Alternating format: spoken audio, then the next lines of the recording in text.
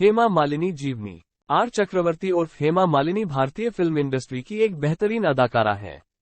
वर्तमान में हेमा मालिनी मथुरा, उत्तर प्रदेश से भारतीय जनता पार्टी की लोकसभा सांसद हैं।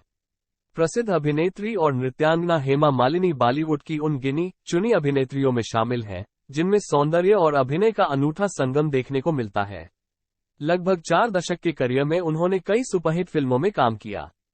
हेमा मालिनी को फिल्मों में उल्लेखनीय योगदान के लिए 1999 में फिल्मफेयर के लाइफटाइम अचीवमेंट सम्मान से भी सम्मानित किया गया। पृष्ठभूमि। हेमा मालिनी का जन्म तमिलियन परिवार में 16 अक्टूबर 1948 को अम्मनकुडी, तमिलनाडु में हुआ था। उनके पिता का नाम VSR चक्रवर्ती है। उनकी मां का नाम जया चक्रवर्ती है, जो कि एक फिल्म निर्माता थी। शादी। हेमा मालिनी की शादी बॉलीवुड के माचो मैन अभिनेता धर्मेंद्र से हुई है। उनकी 2 बेटियां हैं, ईशा देओल और अहाना देओल। उनकी दोनों ही बेटियों की शादी हो चुकी है। सन्नी देओल और बॉबी देओल उनके 2 सौतेले बेटे हैं। दोनों हैं फिल्म अभिनेता हैं। देखें हेमा मालिनी की अनदेखी तस्वीरें। करियर।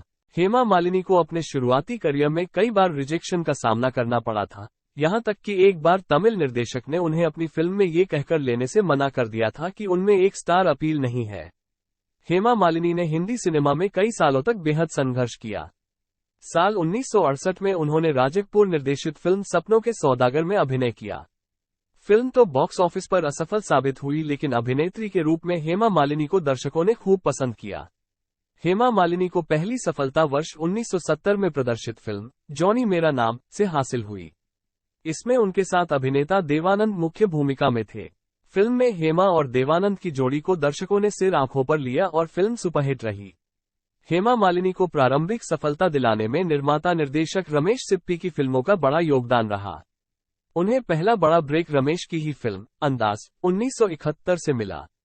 इसे महज संयोग कहा जाएगा कि निर्देशक के रूप में रमेश सिप्पी की यह पहली फिल्म थी। इस फिल्म में हेमा मालिनी ने राजेश खन्ना की प्रेयसी की भूमिका निभाई, जो उनकी मौत के बाद नितांत अकेली हो जाती है। अपने इस किरदार को हेमा मालिनी ने इतनी संजीदगी से निभाया कि दर्शक उस भूमिका को आज भी भूल नहीं पाए हैं। वर्ष 1972 में हेमा मालिनी को रमेश सिप्पी की ही फिल्म सीता और गीता में काम करने का अवसर मिला, जो उनके सिने करियर के लिए मील का पत्थर साबित हुई। इस फिल्म की सफलता के बाद वो शोहरत की बुलंदियों पर जा पहुंची। उन्हें इस फिल्म में दमदार अभिनय के लिए सर्वश्रेष्ठ अभिनेत्री के फिल्म फेयर के पुरस्कार से भी सम्मानित किया गया। रमेश सिप्पी निर्देशित फिल्म सीता और गीता में जुड़वा बहनों की कहानी थी, जिनमें एक बहन ग्रामीण परिवेश में पली बड़ी है और डरी सहमी रहती है, जबकि दूसरी तेज तर्रार युवती होती है। हेमा मालिनी के लिए ये किरदार काफी चुनौती भरा था, लेकिन उन्होंने अपने सहज अभिनय से न सिर्फ इसे अमर बना दिया, बल्कि भविष्य की पीढ़ी की अभिनेत्रियों के लिए इसे उदाहरण के रूप में पेश किया। बाद में इसी से प्रेरित होकर फिल्म चालबाज का निर्माण किया गया, जिसमें दोहरी भूमिका वाली बहनों का किरदार श्रीदेवी ने निभाया।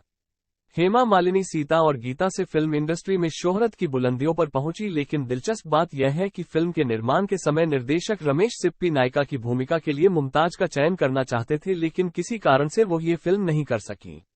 बाद में हेमा मालिनी को इस फिल्म में काम करने का अवसर मिला। पर्दे पर हेमा मालिनी की जोड़ी धर्मेंद्र के साथ खूब जमी। ये फिल्मी जोड़ी सबसे पहले फिल्म सराफत से चर्चा में आई। वर्ष 1975 में प्रदर्शित फिल्म शोले में धर्मेंद्र ने वीर और हेमा मालिनी ने बसंती की भूमिका में दर्शकों का भरपूर मनोरंजन किया। हेमा और धर्मेंद्र की यह जोड़ी इतनी अधिक पसंद की गई कि धर्मेंद्र की रियल लाइफ की ड्रीम गर्ल हेमा मालिनी उनके रियल लाइफ की ड्रीम गर्ल बन गई। बाद में इस जोड़ी ने चरस, आसपास, प्रतिज्ञा, रजिया सुल्तान, अली बाबा और 40 चोर, बगावत, आतंक, द बर्निंग ट्रेन और दोस्त आदि फिल्मों में एक साथ का। वर्ष 1975 हेमा मालिनी के सिने करियर का अहम पड़ाव साबित हुआ।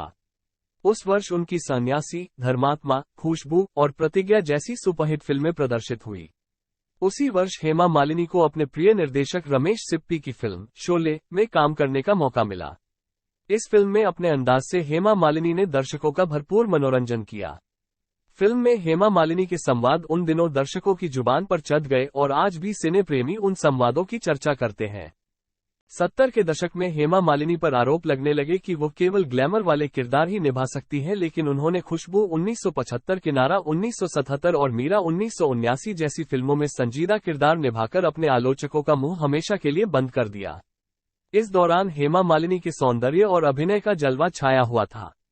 इसी को देखते हुए निर्माता प्रमोद चक्रवर्ती ने उन्हें लेकर फिल्म ड्रीम गर्ल का निर्माण तक कर दिया। Political career. हेमा ने 2003 में भारतीय जनता पार्टी की ओर से राज्यसभा सांसद बनकर अपने राजनीतिक करियर की शुरुआत की थी। वो वर्तमान में उत्तर प्रदेश के मथुरा से लोकसभा सांसद हैं। पुरस्कार। मां अपने फिल्मी करियर में अब तक कई पुरस्कारों से नवाजी जा चुकी हैं। हेमा को सन 2000 में भारत सरकार द्वारा पद्मश्री से सम्मानित किया जा चुका है।